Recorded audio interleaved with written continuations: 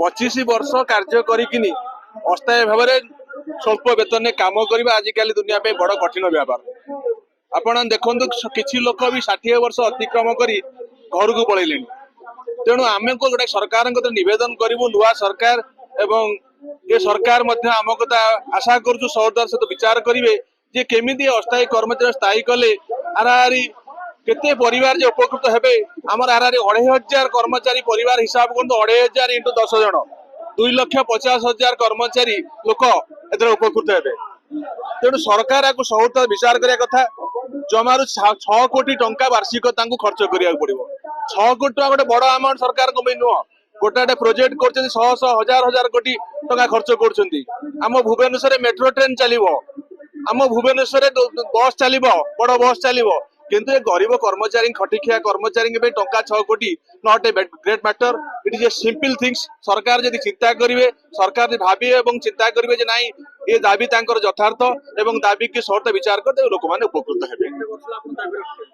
दाबी तो बारंबार आम करुचु दीर्घ दिन दाबी कर चलचु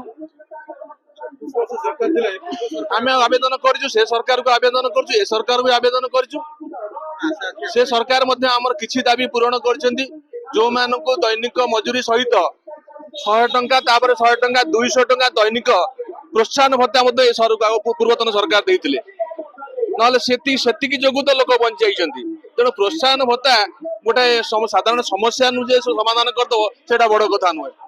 तेणु प्रोत्साहन भत्ता कहीं देले आमको प्रोत्साहन भत्ता देले जे आम कार्य हूँ पूरा माने जोटा कहती माने इम्पोर्टेंट काम जहाँ कहती।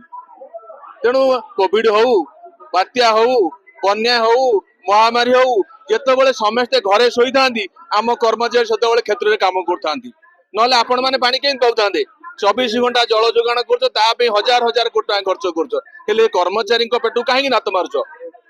तेणु आमको आपण मान जरिया सांबादिक मान जरिया प्रिंट मीडिया तथा इलेक्ट्रोनिक्स मीडिया जो सांबादिक बंधु मैंने अच्छा जरिया अनुरोध करूँ जे आम दुख को सरकार निकट में पहुंचातु एवं सरकार आम पे चिंता करूँ।